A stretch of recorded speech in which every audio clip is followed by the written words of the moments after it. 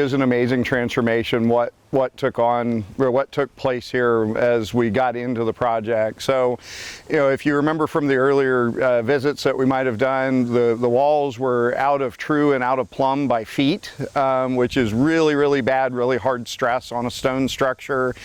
It was really amazing that it held up to that and stayed up all that time. So the contractor dug in and started disassembling the walls. Over here behind me to my left, we had an entire area that was a staging area that by hand, in many cases, they were taking the wall apart. They would take it apart in large chunks and then had laborers taking it apart piece by piece, getting it broken down to that individual stone layer. We then went and put in a large, very heavy steel reinforced concrete structure. The actual wall that faces the river was left in place. We felt it was stable enough that we could try and tie the new structure into it without having to demolish it. So that is the one true remaining, as it was originally built in the 1930s, portion of the structure. Again, a large, 18, 24-inch deep concrete walls were erected, built, and filled with concrete. Tied that wall in. Once we got that structure set, we could then start breathing a little bit and getting back into kind of the artistry of putting the historic stone back in place on the walls, as close to matching the original patterning as we could. Again, the great news was we had recycled a lot of that existing stone. We had a very, very good mason who really knew what they were doing. And really, when you look at the structure, you have a hard time remembering that, hey, this was all built brand new, essentially from scratch, versus the piece that sat there for almost 100 years. Finding the stone is getting increasingly difficult, and when you do, it is very, very expensive. So we were actually very protective of the stone. The contractor went to great lengths to palletize and organize the stone, where it came from on the walls, and to really try and keep it that way through the whole disassembly and reassembly process. The stones didn't go back to exactly where they were in the wall. It wasn't a jigsaw puzzle in that sense. But, the stonework that came from the north face of the wall really went back to that north face and so on. So it stayed in the same vicinity. The fountain was really the neatest surprise of the project.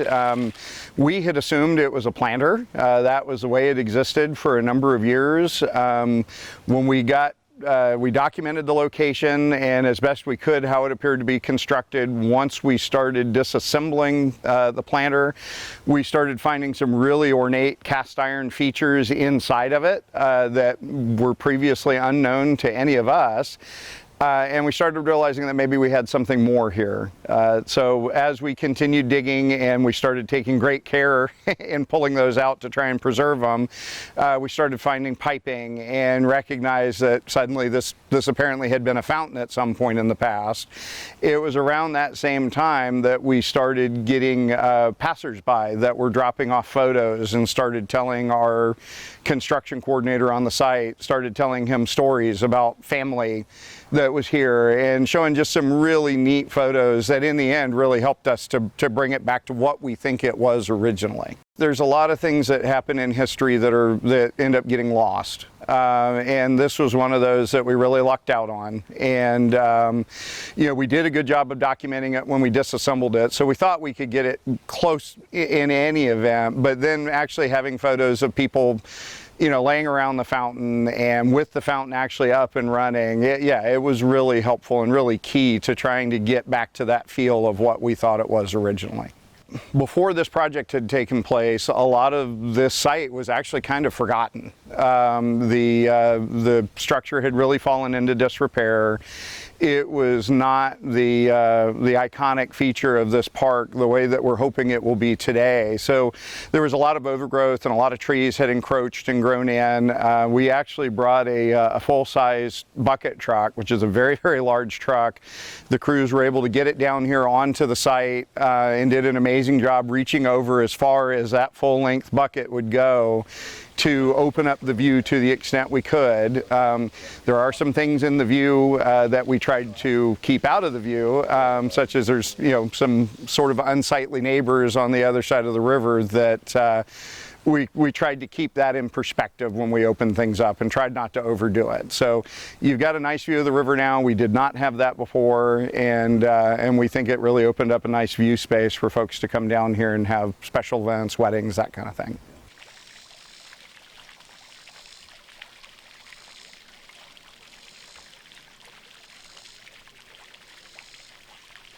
It had deteriorated to the point to where it was almost a negative in the park. I mean, I had heard from people who were actually didn't feel safe walking out onto it the way that it was, even though we didn't feel like it was going anywhere anytime soon. Just that, the sides being bulged out the way they were, kind of held in with the timbers, didn't present a very good image, so to speak. And this was designed, I think, to be integral and a focal point of the park. And to have it back to the level that it is now is just, this project far exceeded our original expectations, I believe. You've already got events. We've got weddings that are already booked here. We can see using it for some small events. And just a great place for people in this neighborhood and all over the city to come and enjoy the outdoors. And that's what Parks and Rec's all about. And I don't think a lot of people who walk out here will even realize the extent that was gone to put this back the way it was.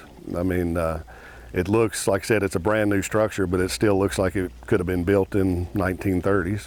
Oh, it's fantastic. I've been at the city 5 years now, and this is far and away the most exciting project that I've done.